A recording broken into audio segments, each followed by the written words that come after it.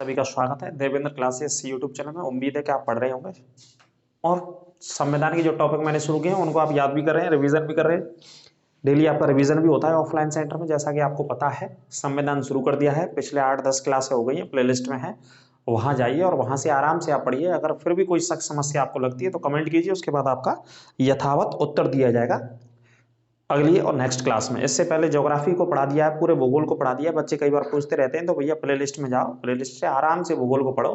क्योंकि देखो भूगोल ऐसी सब्जेक्ट है, किसी भी अगर जीएस के एग्जाम की बात करूँ मैं, जीएस यहाँ से आता है तो इंडियन ज्योग्राफी के सवाल बहुत आते हैं। भारतीय भूगोल अच्छे से पढ़ लो, और हमने कोशिश करी है बहुत अच्छे से, जीरो से बिल्कुल हाई लेवल तक पढ़ाई है क्लास, प्रत्येक क्लास भूगोल की तकरीबन 40-42 क्लास पढ़ाई है मैंने उसमें।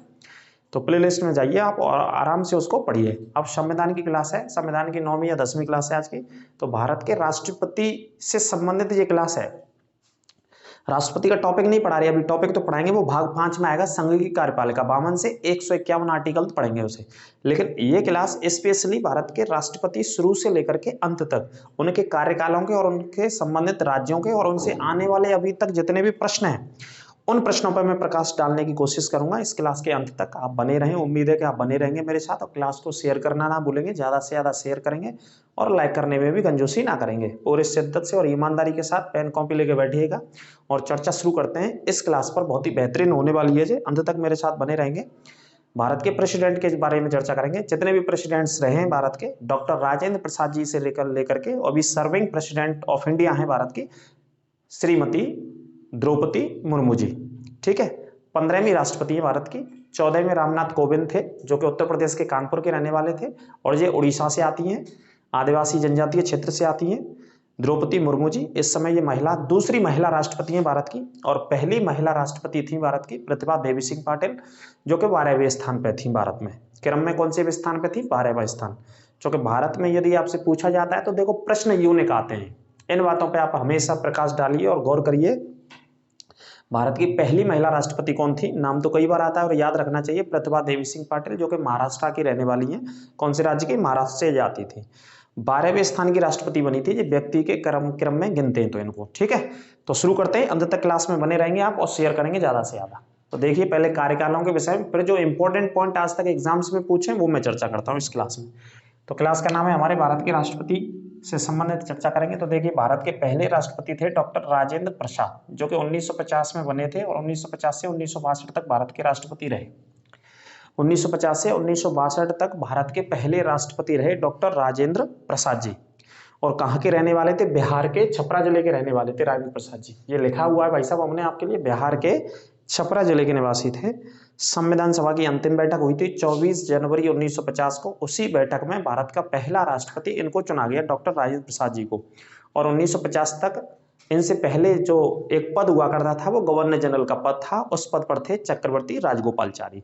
तो गवर्नर जनरल का पद समाप्त कर दिया गया, क्योंकि वो अंग्रेजों की देन थी। अब चूंकि संविधान भारत का बन गया, भारत के लोगों के द्वारा बन गया संविधान, अप्रत्यक्ष रूप से संविधान सभा के द्वारा बनाया गया प्रत्यक्ष रूप से, तो भारत के लोगों के द्वारा संचालित होना था, तो पद भारत के संविधान के हिसाब से होने थे भारत में, ना कि अंग्रेजों के हिसाब से।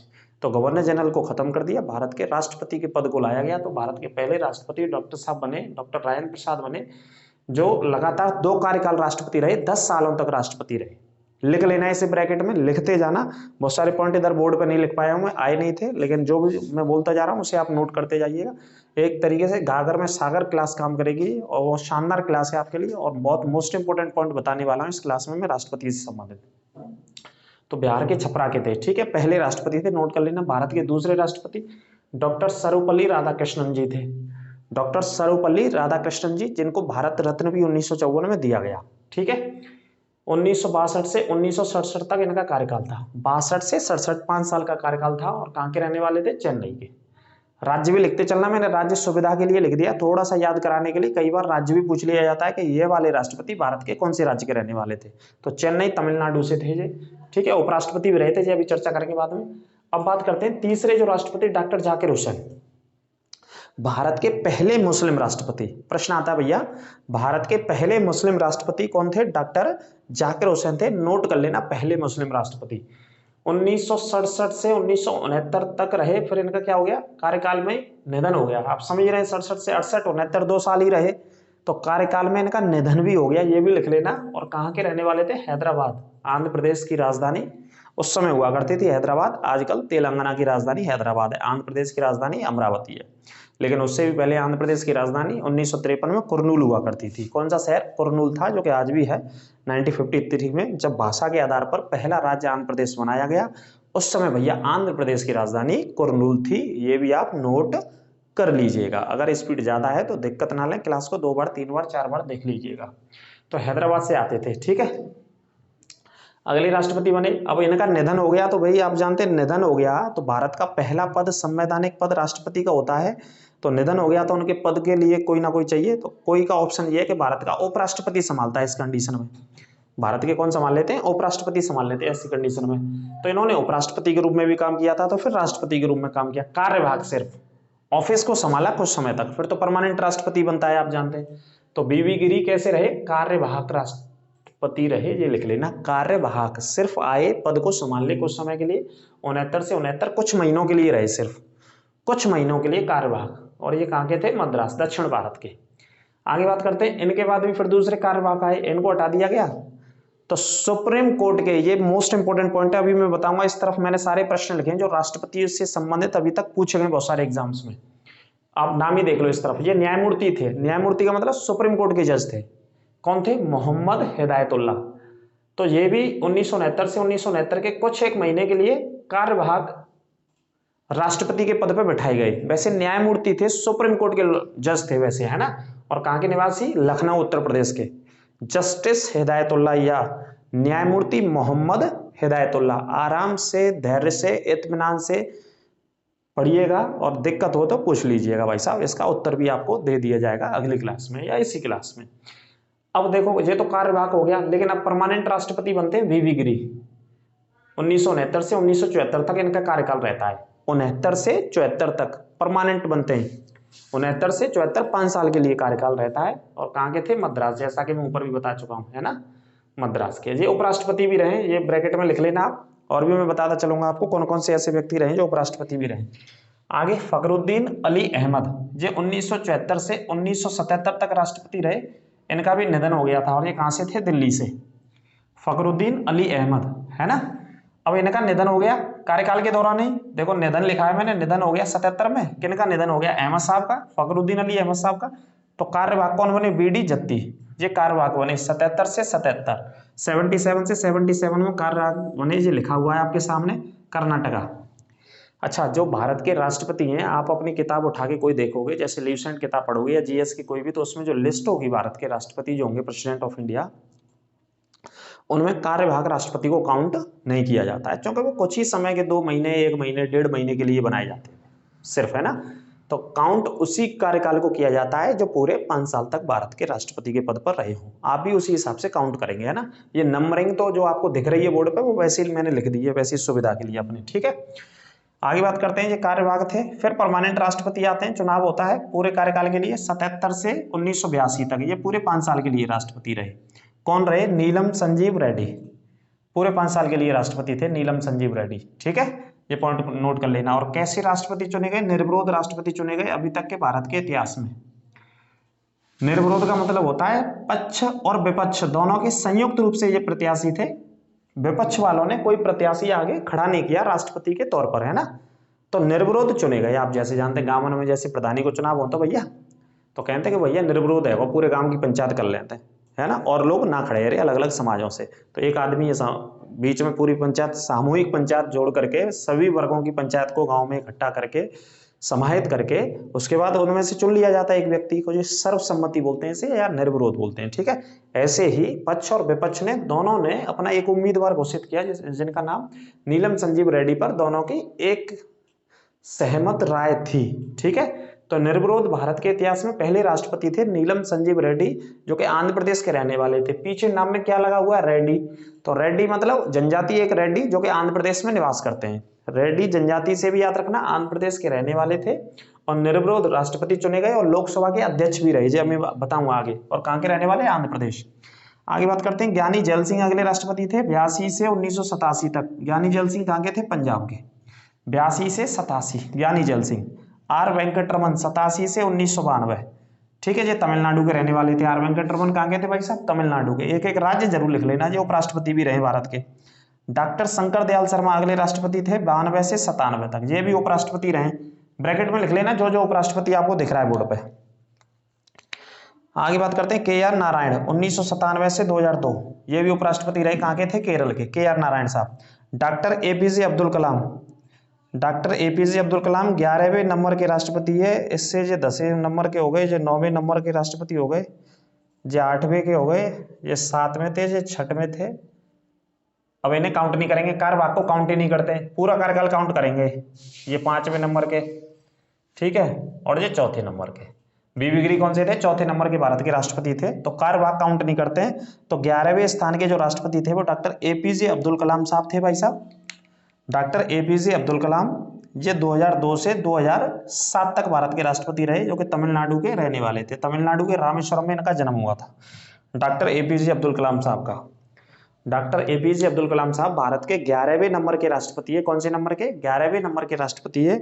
इनको मिसाइल मैन के नाम से भी भारत में जाना जाता है। डीआरडीओ के वैज्ञानिक भी रहे, और मिसाइल बनाने की तकनीक इन्हीं के द्वारा दी गई थी। इनकी बहुत सारी किताबें हैं, जैसे विंग्स ऑफ फायर, बहुत फेमस किताब है इनकी। अग्नि की उड़ान किनकी? डॉक्टर एपीजे अब्दुल कलाम साहब की। 2015 में इनका निधन हो गया। मेघालय की राजधानी शिलोंग में एक स्पीच देने गए थे, तो वहां स्पीच देते देते इनको हार्ट अटैक आ गया था। उसके बाद डॉक्टर साहब का निधन हो गया भाई साहब, ठीक है। तो 11वें नंबर के राष्ट्रपति 2002 से 2007 तक रहे, तो बहुत बड़ा योगदान भारत के इतिहास में, भारत की भूमि में इनका रहा। प्रतिभा देवी सिंह पाटिल भारत की पहली महिला राष्ट्रपति थी। प्रतिभा देवी सिंह पाटिल भारत की पहली महिला राष्ट्रपति, नोट कर लेना, जो कि 12वें स्थान की थी क्रम में। कौन से स्थान की थी? 12वें नंबर की। प्रतिभा देवी सिंह पाटिल कहाँ की रहने वाली थी? महाराष्ट्र की। 2007 में कार्यकाल शुरू हुआ, 12 तक भारत की राष्ट्रपति रही। इनके बाद प्रणब मुखर्जी रहे। प्रणब दा बोलते हैं बंगाल में लोगों को, बंगाल के रहने वाले थे प्रणब मुखर्जी। 12 से 2017 तक राष्ट्रपति रहे भारत के। इनको सरकार ने भारत रत्न भी दे दिया बाद में। रामनाथ कोविंद जी उत्तर प्रदेश के राष्ट्रपति थे 2017 से 2022 तक, कानपुर के रहने वाले थे। रामनाथ कोविंद भारत के 14वें राष्ट्रपति थे और उत्तर प्रदेश के कानपुर के रहने वाले थे। और अभी तक के भारत के इतिहास में यूपी से पहले राष्ट्रपति कौन थे? रामनाथ कोविंद जी, ठीक है, जो कि कानपुर के निवासी थे, नोट कर लेना। अब इनके बाद जो 15वें राष्ट्रपति हैं भारत के, या राष्ट्रपति हैं, उनका नाम है आदरणीय द्रौपदी मुर्मू जी। ये 15वें स्थान के या 15वें नंबर के राष्ट्रपति हैं, जिनका कार्यकाल 5 साल का रहेगा। 2022 से 5 साल जोड़ लीजिए, 2027 तक इनका कार्यकाल रहने वाला है। किनका? द्रौपदी मुर्मू जी का। और द्रौपदी मुर्मू जी कहाँ की रहने वाली है? उड़ीसा राज्य की रहने वाली है, ये नोट कर लेना। इस समय इनका कार्यकाल चल रहा है भारत में, ठीक है। तो ये भारत के राष्ट्रपति से संबंधित मैंने कार्यकाल लिखे और उनके राज्य लिखे। और देखो जो लिखते चलना, डॉक्टर सर्वपल्ली राधाकृष्णन राष्ट्रपति भी रहे और उपराष्ट्रपति भी रहे भारत के, दोनों पदों पर रहे वो अलग अलग समय पर, है ना। इसके अलावा बीबी गिरी राष्ट्रपति भी रहे और उपराष्ट्रपति भी रहे, बीबी गिरी, ये भी लिख लेना। इसके अलावा आर वेंकटरमन राष्ट्रपति भी और उपराष्ट्रपति भी। डॉक्टर शंकर दयाल शर्मा उपराष्ट्रपति रहे, के आर नारायण भी उपराष्ट्रपति रहे। तो कोई 4-5 लोग हैं इसमें लिस्ट में जो भारत के उपराष्ट्रपति के पद पे भी रहे और राष्ट्रपति भी रहे। ऐसे कई बार प्रश्न पूछा गया है कि बताइए इनमें से कौन से ऐसे राष्ट्रपति हैं जो उपराष्ट्रपति भी रहे, या ऐसे कौन से उपराष्ट्रपति हैं जो राष्ट्रपति भी रहे। तो नोट कर लीजिएगा, कोई दिक्कत हो तो कमेंट करके बताइएगा, उसका समाधान किया जाएगा भाई साहब, ठीक है। अब कुछ एक इंपॉर्टेंट, मोस्ट इंपॉर्टेंट पॉइंटों पे बात कर लेते हैं, जो कई बार एग्जाम्स में डायरेक्ट भारत के राष्ट्रपति के कार्यकालों से संबंधित प्रश्न भैया पूछ लिए जाते हैं। जैसे पहले प्रश्न की बात करते हैं, बीबी गिरी।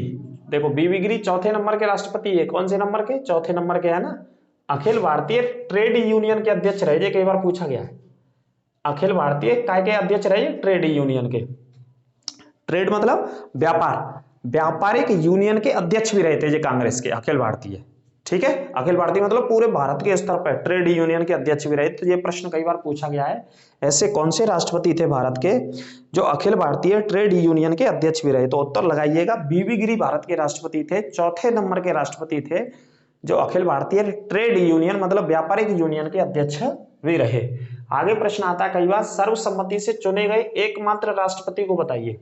सर्वसम्मति अभी मैं बता ही रहा था आपको, सर्वसम्मति से यानी कि निर्विरोध चुने गए, जिनके लिए वोट मतलब वोट नहीं पड़े, ऐसे समझो, पक्ष और विपक्ष ने मिलकर एक व्यक्ति को खड़ा कर दिया, उनको ही सपोर्ट कर दिया, तो जरूरत नहीं है जब कोई दूसरा नहीं खड़ा होगा तो नाम इनका नीलम संजीव रेड्डी, आंध्र प्रदेश से आते हैं।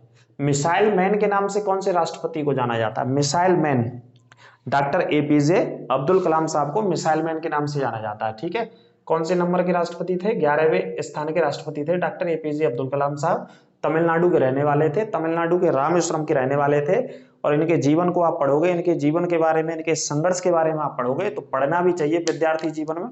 डॉक्टर साहब का जन्म रामेश्वरम में हुआ, जो कि रामेश्वरम राम और शंकर भगवान के दोनों शब्दों से जोड़ करके रामेश्वरम बना हुआ है, ऐसा ग्रंथों के आधार पर है, तथ्यों के आधार पर। इस शहर के नाम को यदि हम पढ़ते हैं तो भगवान राम जब माँ सीता जी को लेके, माँ जानकी जी को लेने के लिए लंका जा रहे थे तो वहां पर उन्होंने तपस्या करी थी शिवलिंग को बना करके।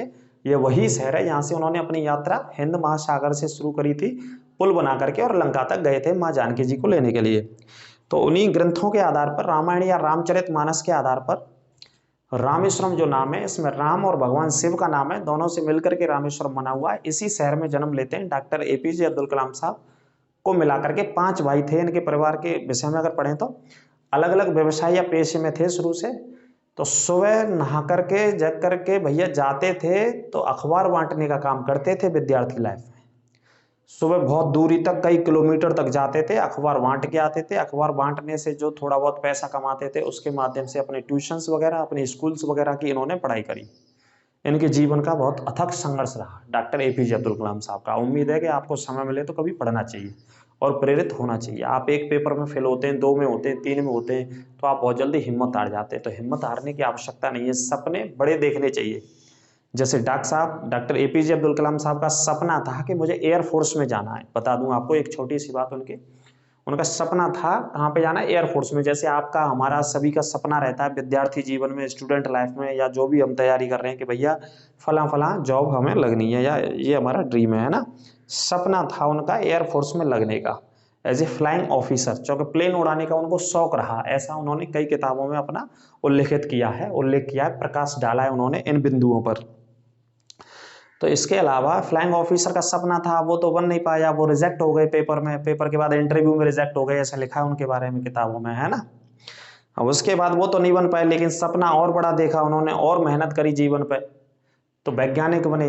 वैज्ञानिक के बाद भारत के राष्ट्रपति बने। और भारत के राष्ट्रपति का क्या अर्थ होता है? भारत का पहला पद, प्रथम पद, भारत का संवैधानिक पद, पहला भारत का राष्ट्रपति का पद होता है, जिसके जो तीनों सेनाएं आती हैं, तीनों सेनाओं का अध्यक्ष होता है भारत का राष्ट्रपति, जिसमें नेवी आएगी, एयरफोर्स आएगी, आर्मी आएगी, है ना। अब उनको किस में जाना था? एयरफोर्स में जाना था। और किसके पद पे? फ्लाइंग ऑफिसर के पद पे। अब वो तीनों सेनाओं के कमांडर हो गए, इंडिया के सबसे बड़े, और तीनों सेनाओं के लोग उनको सैल्यूट कर रहे हैं। तो आप इस चीज़ से सीख सकते हैं, हम भी इस चीज़ से सीख सकते हैं कि एक बार वहां से रिजेक्ट हो गए तो उन्होंने और कड़ी मेहनत करी और जीवन में संघर्ष किया, तो उस पायदान पर पहुंचे। उस पायदान पर बहुत ही कम, इस 135 करोड़ की जनसंख्या में थे, तकरीबन 14-15 लोग आज तक पहुंच पाए, उस पायदान पर वो पहुंचे थे। ठीक है, तो सपने हमेशा बड़े देखने चाहिए, ऐसा डॉक्टर साहब का मानना है। तो 11वें स्थान के राष्ट्रपति थे डॉक्टर एपीजे अब्दुल कलाम। इनका भारत के, अगर बात करें तो मिसाइल की दुनिया में, बात करें वैज्ञानिक दुनिया में, तो बहुत बड़ा योगदान है। उसी योगदान को सरकारें आगे बढ़ा रही हैं। ठीक है, तो मिसाइल बनाने की तकनीक देने वाले थे डॉक्टर एपीजे अब्दुल कलाम साहब। आगे बात करते हैं, जस्टिस एम हिदायतुल्लाह ने राष्ट्रपति और उपराष्ट्रपति दोनों के पदों पर काम किया है कार्यवाहक के रूप में। नोट कर लेना इस पॉइंट को, very very most important. Justice M Hidayatullah कहाँ के रहने वाले? उत्तर प्रदेश के लखनऊ के, उत्तर प्रदेश के लखनऊ के, जो कि कार्यवाहक के तौर पर राष्ट्रपति भी बने, उपराष्ट्रपति भी बने। नोट कर लेना, सुप्रीम कोर्ट के कोई एक जज। पहली महिला राष्ट्रपति प्रतिभा देवी सिंह पाटिल, जो कि 12वें नंबर के राष्ट्रपति। कई बार सबसे ज्यादा बेटा प्रश्न पूछा गया है कि जो प्रतिभा देवी सिंह पाटिल थी वो कौन से स्थान की थी, प्रश्न ये पूछा गया है व्यक्ति के क्रम के अनुसार। तो व्यक्ति के क्रम के अनुसार 12वां स्थान था प्रतिभा देवी सिंह पाटिल का, लिख लेना। और महाराष्ट्र की रहने वाली थी। आंतरिक आपातकाल भारत के कौन से राष्ट्रपति जी ने लगा दिया था? आंतरिक आपातकाल, ये प्रश्न भैया प्रधानमंत्री से भी कई बार पूछा गया है एग्जाम्स में, और राष्ट्रपति भी आपसे पूछ लेते हैं। आंतरिक आपातकाल किसने? वैसे देखो, आंतरिक शब्द की कोई गुंजाइश नहीं है भारत के संविधान में, पहले तो ये समझ लो आप, कोई मतलब नहीं है शब्द का। लेकिन इंदिरा गांधी जी ने इस शब्द को इस्तेमाल किया, और इंदिरा गांधी जी के कहने पर या लिखित सिफारिश पर इन्होंने, जिनका नाम मैंने लिखा, फखरुद्दीन अली अहमद ने आंतरिक आपातकाल लगा दिया था। फिर से आंतरिक शब्द को हटा दिया 44वें संशोधन के द्वारा। 1978 में संविधान में एक संशोधन हुआ, जनता पार्टी की सरकार ने संशोधन किया, आंतरिक शब्द की जगह पर सशस्त्र विद्रोह जोड़ दिया। यदि देश की जनता सरकार के खिलाफ बगावत करती है, वो भी हथियारों के सहित, तब आपातकाल लगाया जाएगा, नहीं और किसी कंडीशन में देश के अंदर आपातकाल नहीं लगाया जाएगा। लेकिन इंदिरा गांधी जी ने लगाया, आंतरिक शब्द का इस्तेमाल किया। तो उस समय राष्ट्रपति थे आंतरिक आपातकाल लगाने वाले फखरुद्दीन अली अहमद। नोट कर लेना, रट लेना धुआंधार, राष्ट्रपति जी को रट लेना, फखरुद्दीन अली अहमद थे जिन्होंने आंतरिक आपातकाल लगाया। किन के कहने पर? इंदिरा गांधी जी के कहने पर। कब की बात है? 1975 की बात है। 1975 से 77 तक 22 महीने के लिए आंतरिक आपातकाल था। 1975 से 1900 कैसे लिखेंगे भैया, 75 से 1977 ऐसे लिखेंगे, 21-22 महीना, ठीक है साहब। आगे, भारत के पहले मुस्लिम राष्ट्रपति डॉक्टर जाकिर हुसैन। भारत के पहले मुस्लिम राष्ट्रपति कौन थे? डॉक्टर जाकिर हुसैन। और कौन से नंबर के राष्ट्रपति? तीसरे नंबर के। भारत के इतिहास में पहले मुस्लिम राष्ट्रपति डॉक्टर जाकिर हुसैन साहब थे और तीसरे पायदान के राष्ट्रपति थे। कहाँ गए? देखो, 1967 से 1969 तक। और कहाँ के रहने वाले थे? हैदराबाद के। लिख लेना ब्रैकेट में, हैदराबाद। हैदराबाद की भारत में बिरयानी बड़ी फेमस है, हैदराबाद की भारत में, ठीक है। हाँ, बिरयानी फेमस है हैदराबाद की, ऐसा मैंने पढ़ा है। और आप चेक कर लेना जो भी भैया क्लास देखें, है ना। और फलकनुमा पैलेस भी एक बहुत फेमस है यहाँ पे। सालार जंग संग्रहालय भी है हैदराबाद में, बहुत फेमस। हैदराबाद एक ऐसी रियासत थी जो कि भारत में शामिल होना नहीं चाह रही थी। इस वजह से सरदार पटेल साहब ने हैदराबाद नामक रियासत के लिए 1948 में 1948 में ऑपरेशन पोलो चलाया था। कौन सी कार्रवाई चलवा दी? ऑपरेशन पोलो की। उसके माध्यम से हैदराबाद को भारत में शामिल किया गया। क्योंकि हैदराबाद का नवाब थोड़ा सा ऊट पटांग आदमी था, वो पी लेता था कभी, तो वो भूल गया था कि वहाँ सरदार साहब बैठे दिल्ली में, है ना। तो अब तो आपको पता ही है हैदराबाद भारत का हिस्सा है। आगे बताएंगे किसी दिन स्टोरी इसकी। भारत के दार्शनिक राष्ट्रपति, फिलोसफर प्रेसिडेंट ऑफ इंडिया बोलते हैं इनको, दार्शनिक राष्ट्रपति डॉक्टर सर्वपल्ली राधाकृष्णन जी को बोलते हैं। डॉक्टर सर्वपल्ली राधाकृष्णन जी को दार्शनिक राष्ट्रपति के रूप में जाना जाता है भारत में। नीलम संजीव रेड्डी लोकसभा के अध्यक्ष भी रहे थे, और ये करा दिया मैंने एक बार, तो पॉइंट दोबारा आ गया है। हाँ, लोकसभा के अध्यक्ष भी रहे और भारत के राष्ट्रपति भी रहे। कौन रहे? नीलम संजीव रेड्डी, ये लिख लेना, लोकसभा के अध्यक्ष भी रहे।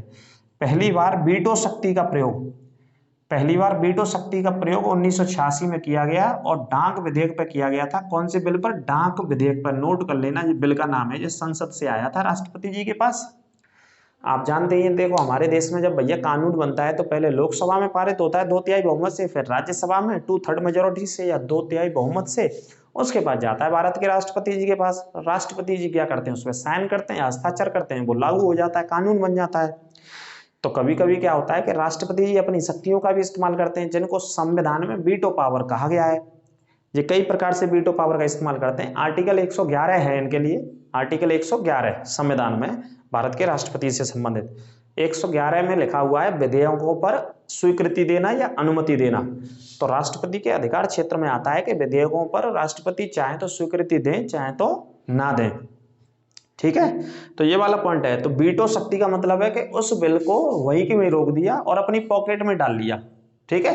राष्ट्रपति भवन में रख लिया कि भाई जहाँ पे हम कछु कर ही ना रहे, ना साइन कर रहे, ना कछु बता रहे क्या कर रहे हैं, तो जब वीटो शक्ति मान लो एक तरीके से, है ना। तो 1986 में इस्तेमाल किया वीटो शक्ति का, रोक दिया इस बिल को बिल्कुल। डाक विधेयक था, पोस्ट ऑफिस से संबंधित था। और कौन से राष्ट्रपति थे? ज्ञानी जैल सिंह। ज्ञानी जैल सिंह ने पहली बार भारत के इतिहास में वीटो शक्ति का इस्तेमाल किया। कौन से राष्ट्रपति जी ने किया? ज्ञानी जैल सिंह जी ने वीटो शक्ति का इस्तेमाल किया, जो कि 7वें नंबर के राष्ट्रपति थे। लिख लेना, कौन से नंबर के राष्ट्रपति? 7वें स्थान के राष्ट्रपति थे, ठीक है। एक आध क्रम गलत हो जाए तो उसे चेक कर लेना, आप सुधार लेना, कोई दिक्कत नहीं है, थोड़ा ऊपर नीचे हो सकता है ना। आगे बात करते हैं, मनरेगा लागू की गई जब उस समय राष्ट्रपति थे डॉक्टर APJ अब्दुल कलाम। कब की बात है?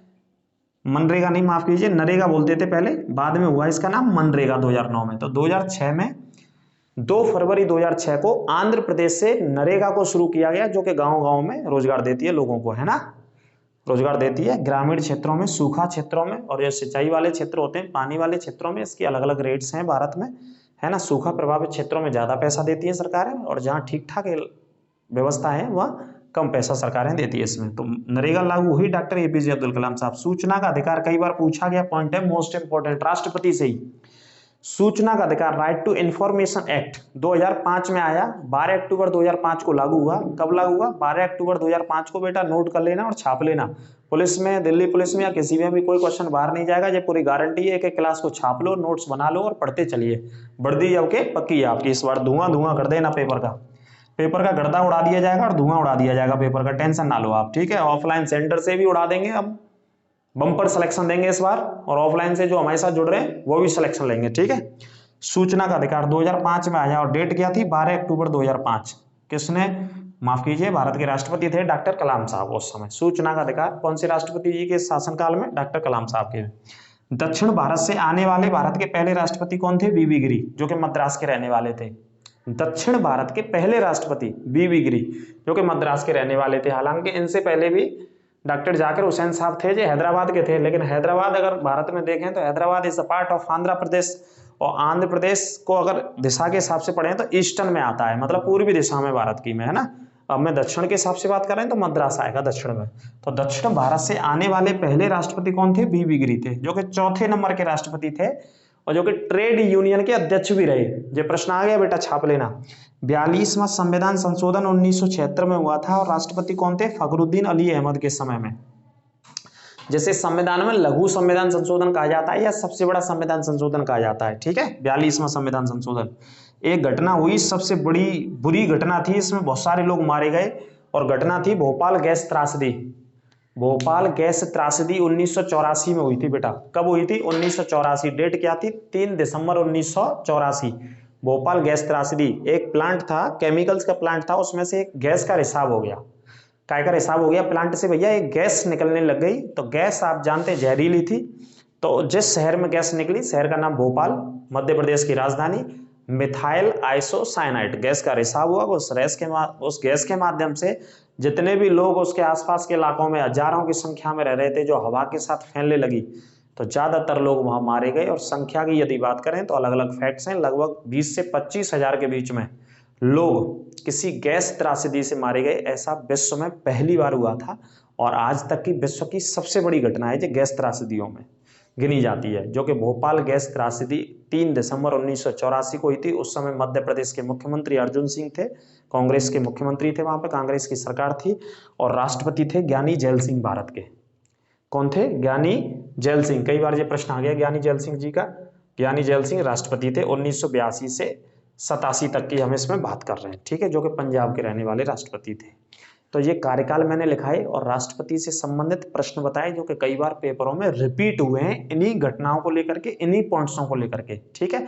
तो एक एक क्लास आपको इस तरीके से मैं कोशिश करूंगा कि सभी कार्यकाल एक बार लिखा दूं और उनके प्रश्नों को भी यथावत नोट करा दूं। संविधान में प्रवेश से पहले तो राष्ट्रपति हो गए इस क्लास में, उपराष्ट्रपति लाएंगे, भारत के प्रधानमंत्रियों का उल्लेख करेंगे। प्रधानमंत्रियों के मोस्ट इंपोर्टेंट पॉइंट रहते हैं, सबसे ज्यादा मोस्ट इंपोर्टेंट पॉइंट। तो एक एक क्लास में आपको प्रधानमंत्री, राष्ट्रपति, उपराष्ट्रपति, है ना, और लोकसभा के अध्यक्ष, इनको कवर करके फिर संविधान के अंदर बात करेंगे नागरिकता के और मौलिक अधिकारों के, नीति निर्देशक तत्वों के बारे में, मौलिक कर्तव्यों के बारे में। इस विषय में हम चर्चा आपसे करेंगे। तो क्लास कैसी लगी कमेंट बॉक्स में अवश्य बताइए। कोई दिक्कत हो तो वो भी बताइए आप, उसका समाधान आपको दिया जाएगा क्लास से संबंधित। क्लास को ज़्यादा से ज़्यादा शेयर किया करें अपने दोस्तों और मित्रों के साथ। कोर्स बिल्कुल निःशुल्क है, आपको पता ही है। बिल्कुल पढ़ते रहिए, प्रेम से पढ़ते रहिए, धैर्य से पढ़ते रहिए। कभी भी नोटिफिकेशन टपक आएगा आपके सर के ऊपर, फिर आपको आनंद फानन में बहुत सारी चीजें पढ़नी पड़ेंगी, जिससे कि उससे पहले आप अपना अच्छे से तीर कमान लेकर के मैदान में डटे रहिए। कब आपसे कहा जाए कि फायर कर दीजिए आप, तो भैया तोप को चला देना, जैसे बाबर ने चलाई थी तोप इधर आकर के पानीपत की लड़ाई में 1526 में। पहली बार ही उसने तोपों का इस्तेमाल किया, लेकिन तुम पहली और अंतिम बार करना अपने तोपों का इस्तेमाल, है ना, अपने हथियारों का इस्तेमाल। आपके हथियार, आपकी तोप इन द सेंस ऑफ आपके पेन और कॉपी, उसको रखिए अपने हाथों में और पढ़ते रहिए और नोट करते रहिए। कोई दिक्कत हो तो बताइए, आप उसका समाधान किया जाएगा। तो स्वस्थ रहिए और मस्त रहिए। मिलते हैं अगली क्लास में। नमस्कार।